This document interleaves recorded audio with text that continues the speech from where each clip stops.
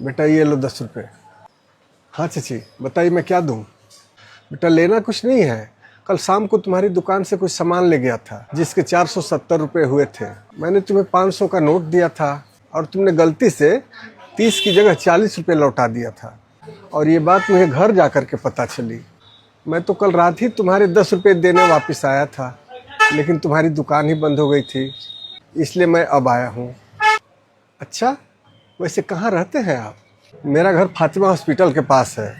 अरे चाचा जी, 10 रुपये वापस करने के लिए आप 4 किलोमीटर से आए हैं। अरे अगली बार जब सामान लेने आते तब दे देते। वैसे भी इस 10 रुपये से मुझे कौन सा फ़र्क पड़ने वाला है। जानते हो बेटा, मेरा बेटा अब इस दुनिया में नहीं है, लेकिन वो हमेशा कहता था किसी का पैसा अपने पास नहीं रखना चाहिए।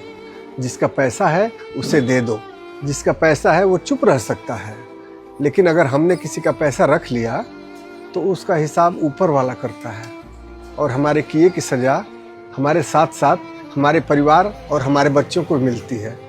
अच्छा ठीक है बेटा, मैं चलता हूँ। अरे राजू, जरा दुकान देखना, मैं अभी आता हूँ।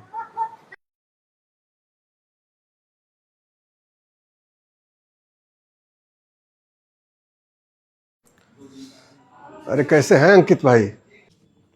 अरे प्रेम भाई, आप यहाँ कैसे? मैंने तो आपका पेमेंट कल भिजवा दिया था। हाँ अंकित भाई, आपका पेमेंट कल मिल गया था, लेकिन मैंने जब हिसाब मिलाया तो उसमें 250 रुपये ज़्यादा थे। ये बात मुझे कल आपको बता देनी थी, लेकिन लालच में मैंने वो पैसे रख लिए। अरे प्रेम भाई, आप इतनी सी बात के लिए आने का कष्ट क्यों किए?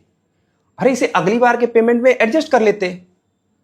अरे अंकित भाई, अगली बार किसने देखा है, इसलिए आपका पैसा लौटाना बहुत ज़रूरी था।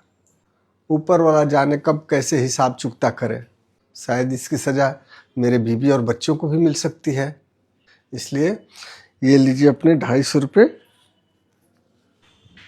चलता हूँ। ठीक।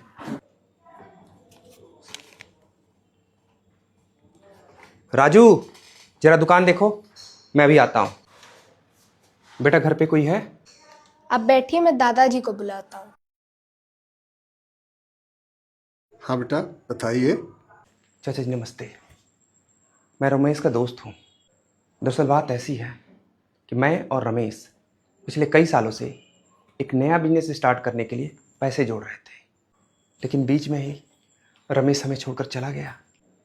हम दोनों ने मिलकर 30 लाख रुपए जमा किए थे। लेकिन रमेश ने इसके बारे में कभी मुझसे जिक्र तो नहीं किया। और ये बात हम दोनों के अलावा कोई नहीं जानता, इसीलिए मेरे मन में लालच आ गया।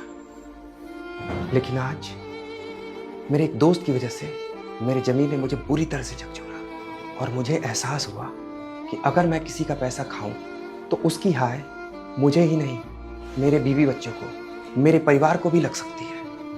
और रमेश भी तो यही बोलता था। चाचा जी, ये लीजिए अपने 15 लाख रुपए।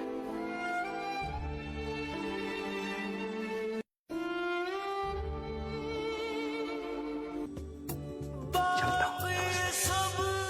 खुश रहो बेटा।